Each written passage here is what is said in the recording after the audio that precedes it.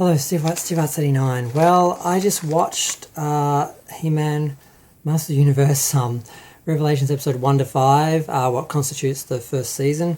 And I already tried to do a video on it, and I think I was in a bit of shock, and I just have to do it again because it was just, I sort of really had to sort out what I wanted to say.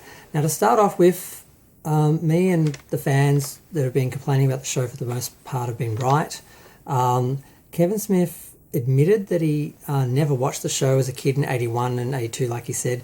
He watched it later in 83 and 84, but he hate-watched it as a teenager. So he never should have been allowed to be in charge of this show.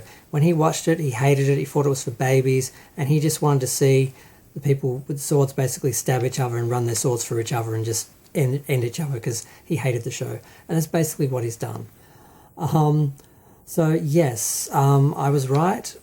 Everyone else was right. It is the Teela show, and Teela and Audra, or whatever her name is, they are a couple, and it's not as bad as I thought it was going to be episode by episode. It is more watchable than I thought. The dialogue and the characters and the individual stories for the episodes are fine.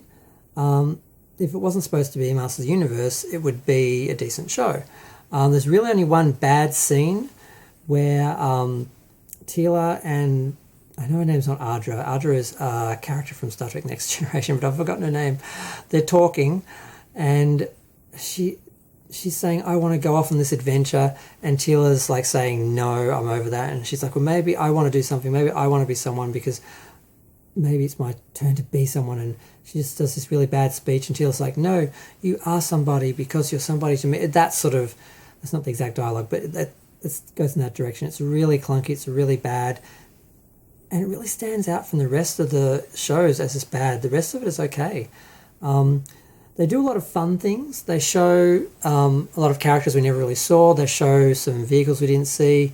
We get to see parts of Castle Grayskull and Snake Mountain that we wouldn't have seen. So there's some fun elements to the show. And what's really sad is you get to see what it could have been if they actually liked the show and wanted to do a He-Man show rather than wanting to destroy one. You get just enough to miss what you could have had. So it's not great.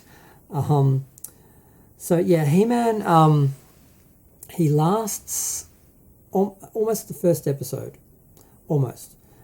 He's not in every scene though, so he probably only does have about 10 minutes of screen time. But yes, he does last more than half the episode. But basically what I said was going to happens, and worse.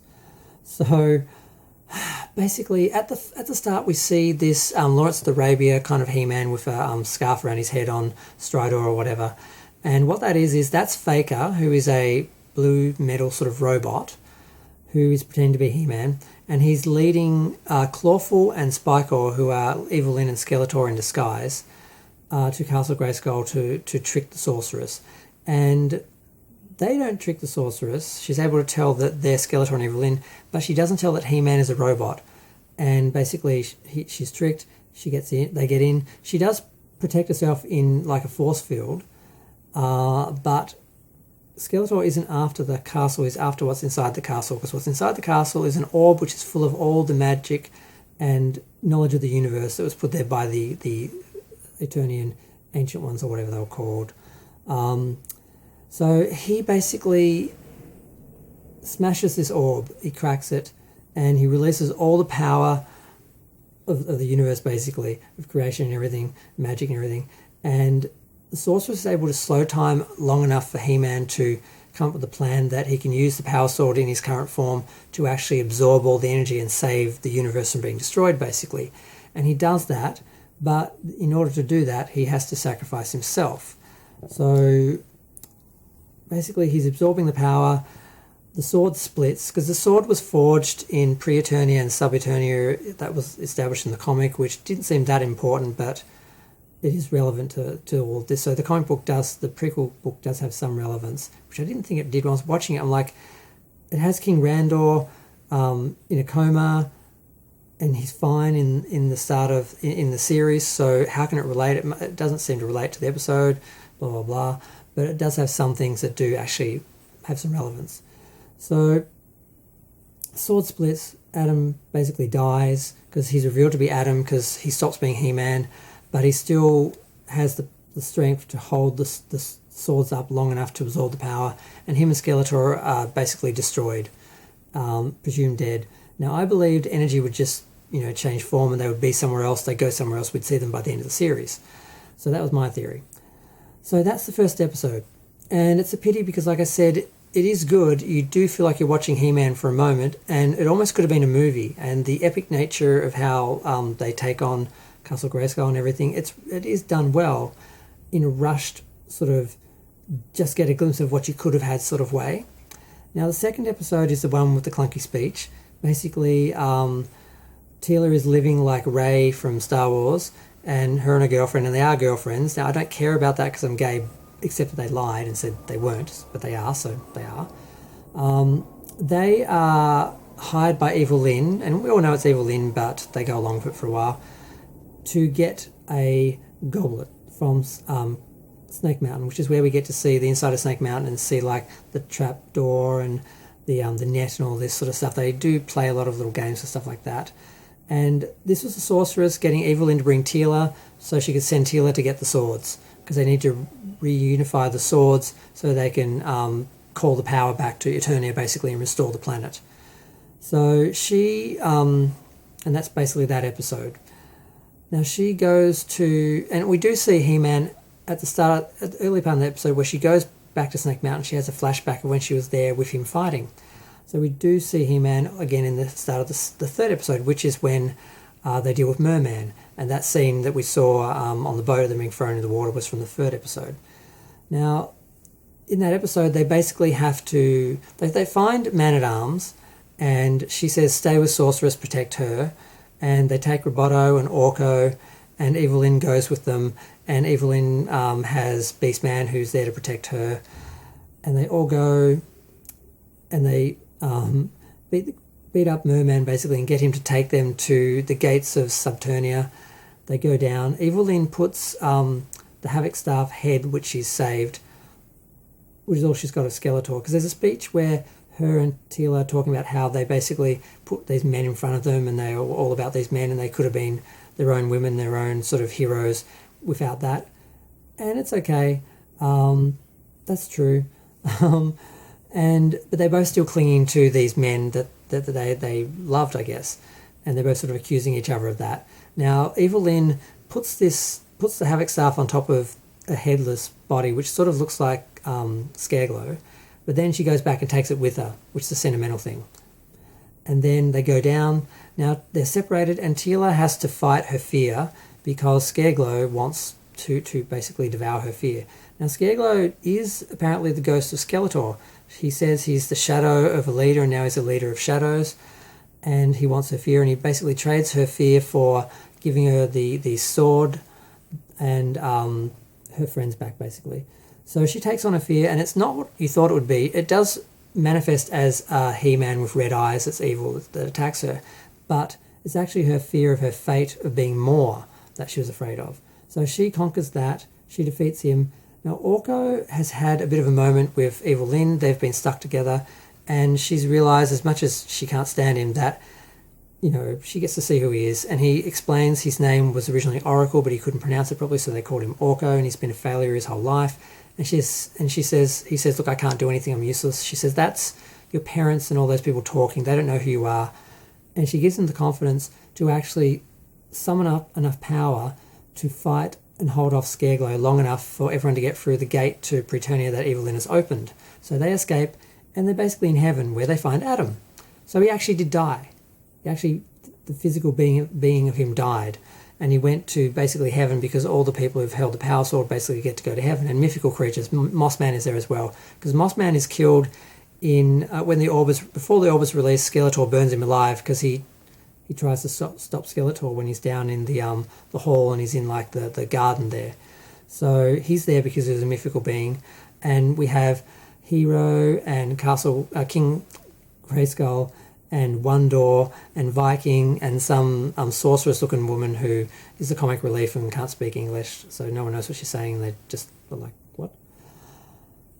So basically there's a portal back to Eternia, but if Adam goes through it because he's got the power sword there, the other half of the power sword there, because the power returned to the swords and went to the different realms. So they had to go back, get them and bring them back together.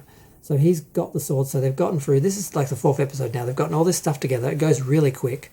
And he's sort of talking to the other guys and saying, look, we were afraid of death, and death is nothing. Death is like, we get to live in heaven. So why would we leave? But if you do leave, you can't come back. You will die a mortal death when you die. So he sacrifices that to go with Teela and that to try and save Grayskull and save everyone. So he leaves. They go Motherboard, which is the technology cult that Triclops and Trapjaw are a part of, that has been sort of hunting down all the magic because magic is being rationed and people are sort of struggling to survive. They're attacking Grayskull. Basically, all Prince Adam has to do is hold up the sword and say, by the power of Grayskull, I have the power, just say the magic words like Cringer said, and he can restore everything. So he does. He says, by the power of Grayskull, everything starts to restore, everything starts to come back, and then Evil Lynn's scepter starts to glow, and the Havoc staff head in her bag starts to move. And then she, without realising it, releases Skeletor, who was hiding his essence in her scepter the whole time. So before Prince Adam can say, I have the power, he stabs him through the chest with a spear and kills him. He has blood coming out of his mouth. He can't finish the words. He can't finish the transformation. And Skeletor takes over, takes the sword from him, and becomes Skelly God, gets the power of Grayskull, which is restored as Grayskull, and then he is the master of the universe, and that's how the show ends. So it's everything we said it would be. It's the Teela show. He-Man is sidelined and removed and destroyed because Adam is killed twice and he can't come back. So someone else will have to take the power sword, whether it's Teela, or does she become the sorceress, or does she become the new He-Man, or will someone else take someone? They've destroyed everything, all the dynamics, the format, everything that was He-Man, the character relationships, his secret identity, everything is destroyed, everything's gone, and we're just left with this Mad Max world for the most part, with Teela being the main protagonist. And then it's all restored, but it's restored to Skeletor's evil end. So where is it going to go in the next 5 episodes? Because there's 10 episodes. They split it into basically 2 Netflix seasons. So where are they going to go with this? I don't know. They're patting themselves on the back for shocking everyone, but it's not a good surprise. Like, oh, what's going to happen next? It's like, oh, God, what is going to happen next? What are they going to do next? They can't fix it. So what are they going to leave us with? It's not going to be anything that was as good as the original. It's just, I mean, we're going to be mourning these. We're going to be mourning these characters for a long time. I am. I mean, I'm kind of in shock. I think I have revelation post-traumatic stress disorder or something. It's like, it took me like half an hour to make the video, and this is like not my first attempt to get through it, because I just couldn't make sense of it all. So yeah, it's on one level, it's not a terrible show. It's watchable episode by episode. The animation though is really inconsistent. There's times where it's really beautiful and you're just wow. Other times it just is clunky and mechanical, and the 3D is really obvious, and it really clashes and draws attention to itself, and it really is not smooth and doesn't work. The music isn't worth mentioning because it's just forgettable. It's just background. It's got none of the character of the original. You won't be humming the theme song like I have been all day from He-Man, because I did watch the last part of the last episode of He-Man just to make sure there wasn't an actual ending, because they do imply in the comic book that Skeletor is gone or something, that he might be dead. So that's another part of the comic book which doesn't seem to relate to the TV show. Now there's another 7 comic book which will relate to the second part of the series, which is the second season, which is probably why they delayed it to August. So yeah, it is what everyone said. Kevin Smith hates He-Man. He wanted to destroy it. He did. He wanted to stab and kill everyone. He does. Even Skeletor, He-Man stabs Skeletor out of anger, and he actually pushes the sword through Skeletor into the thing that's holding the orb and releases it. And Skeletor tricked him into that. So everyone kills everyone basically, and it's just a really horrible, horrible thing. It's not good. I can't imagine myself watching it again. You would never watch it for pleasure or entertainment. It's just like so many things. It's a dark,